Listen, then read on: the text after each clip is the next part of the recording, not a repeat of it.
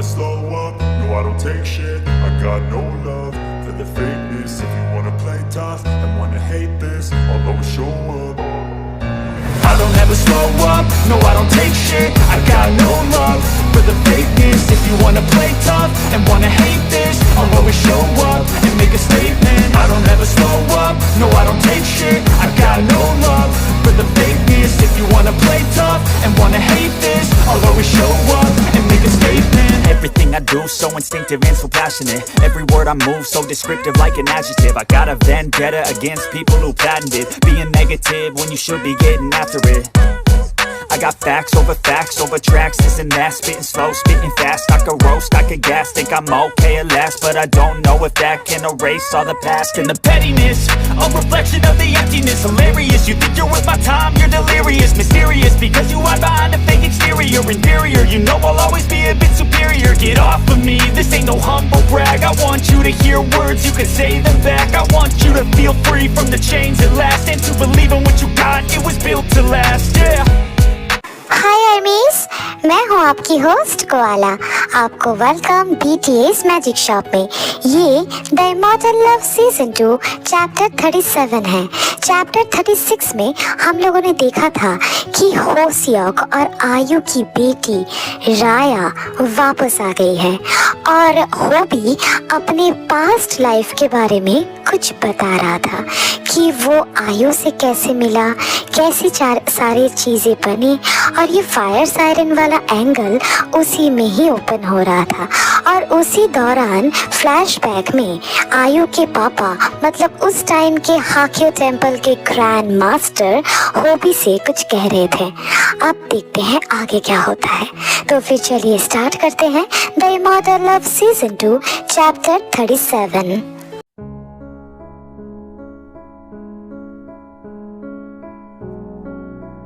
जी grand master, कहिए, आप मुझसे कुछ बात करना चाहते थे?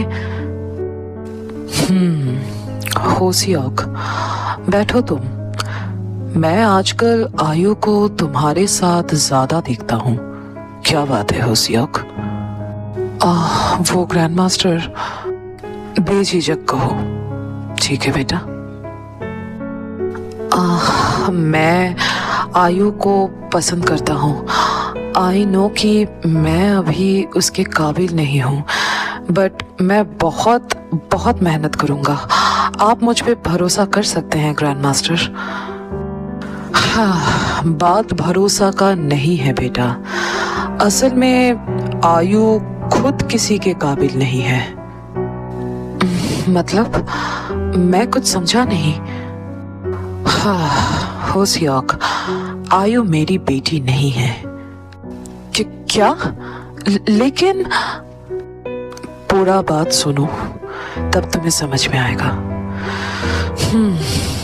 आज से 10 साल पहले मैं स्काई बेंडर्स के साथ एक लड़ाई में गया था। उस लड़ाई में साइरेंस ने हमारी मदद की थी। साइरेंस? साइरेंस भी एक तरह के बेंडर्स होते हैं। वो भी हमारी तरह एलिमेंट्स का पूजा करते हैं, साधना करते हैं, ध्यान लगाते हैं। जैसे बेंडर्स में कोई फायर, कोई वाटर एलिमेंट्स में माहिर होते हैं, बिल्कुल वैसे ही साइरेंस भी होते हैं।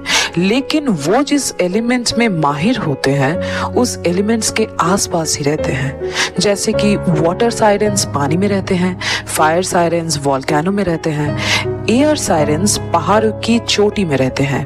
बिल्कुल वैसे ही अर्थ साइरेंस जमीन के नीचे रहते हैं। उस वॉर में हमारी मदद करने वाले साइरेंस फायर साइरेंस थे। लेकिन दुख की बात तो ये थी कि हमारे लिए लड़ाई के दौरान फायर सायरन का पूरा कबीला नॉन बेंडर के हाथों तबाह हो गया था।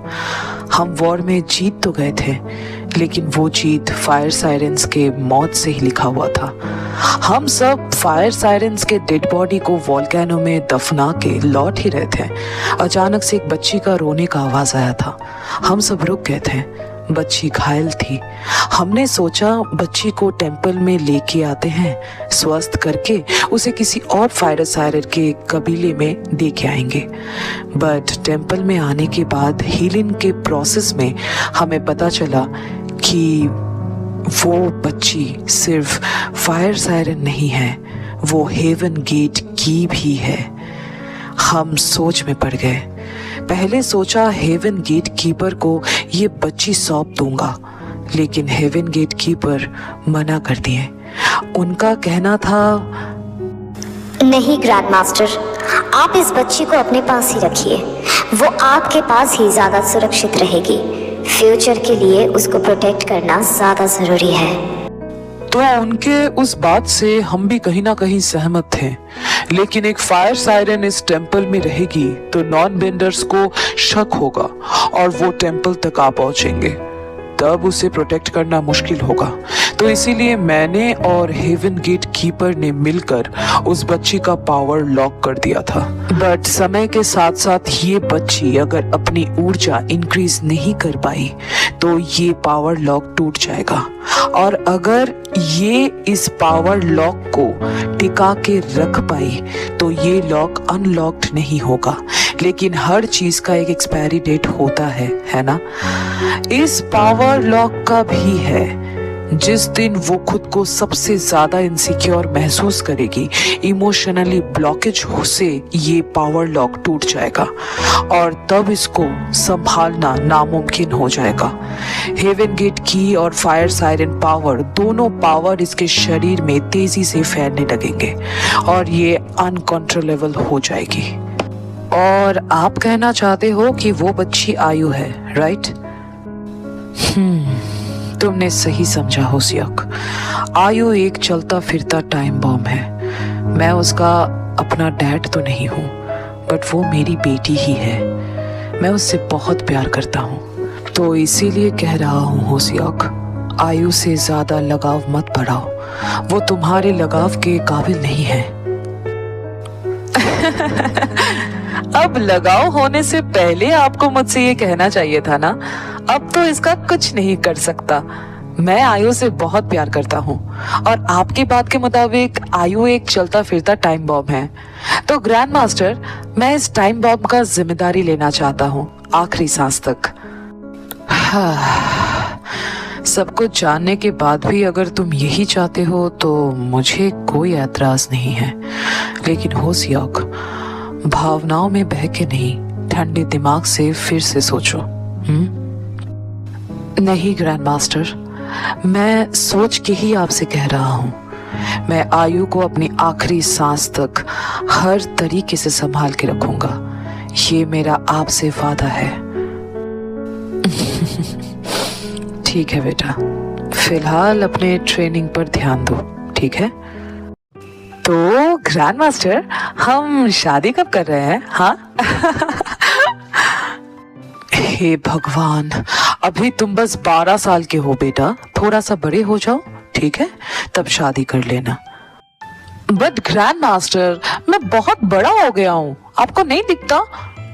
हाँ, तुमने सही कहा, तुम बहुत बड़े हो गए हो, लेकिन शादी के लिए थोड़ा और बड़ा होना जरूरी है। 12 साल की उम्र में तुम शादी संभाल नहीं सकते बेटा, बात को समझो। अभी तुम्हारा उम्र ट्रेनिंग करने का है, शादी करने का नहीं। और तुम अभी जा सकते हो, मुझे ध्यान लगाना है, जाओ अपने ट्रेनिंग पे ध्यान दो। पर शादी? गॉड, अब ये मेरा दिमाग खाता रहेगा। हे फ्यूचर गॉड, मुझे शक्ति देना, मुझे शक्ति देना इस हॉबी को संभालने का। फायर सायरन को तो मैं फिर भी संभाल लूंगा, लेकिन ये होशियाक, ओह गॉड, फ्यूचर गॉड, मुझे शक्ति दो। Grand master. एक तरफ हॉबी ग्रैंड मास्टर को पुकारता रहता है और दूसरी तरफ ग्रैंड मास्टर मेडिटेशन करते रहते हैं। बहुत देर तक ग्रैंड मास्टर को पुकारने के बाद जब हॉबी देखता है कि ग्रैंड मास्टर आंख नहीं खोल रहे हैं, देन ठीक है ग्रैंड मास्टर, आप तो मेरा बात का जवाब ही नहीं दे रहे हो, तो मैं चलता हूँ, बट मैं ज्यादा वेट नहीं करूँगा, ठीक है ना? फायर सायरन आयु सिर्फ मेरी है, हमेशा के लिए। By master. वो भी रूम से जाते ही ग्रैंड मास्टर अपना आँख खोलते हैं। देन थैंक गॉड ये चला गया। आयु सिर्फ तुम्हारी है होशियाक, सिर्फ तुम्हारी। तो फिर आज की स्टोरी बस इतना ही। नेक्स्ट चैप्टर में हम लोगों का ये जो फ्लैशबैक का कंटिन्यूटी है नेक्स्ट चैप्टर में वो खत्म हो जाएगा। मतलब हम आयु के बारे में और भी ज़्यादा कुछ जान पाएंगे और राया के बारे में भी। ठीक है, तो ये चैप्टर तुम लोगों को कैसा लगा है बताना। ओके, तो फिर अगर ये चैप्टर तुम लोगों को अच्छा लगा है तो लाइक कर देना, अपना फेवरेट पार्ट कमेंट में बताना और सब्सक्राइब करके अपने सारे आर्मीज फ्रेंड्स के साथ शेयर कर देना।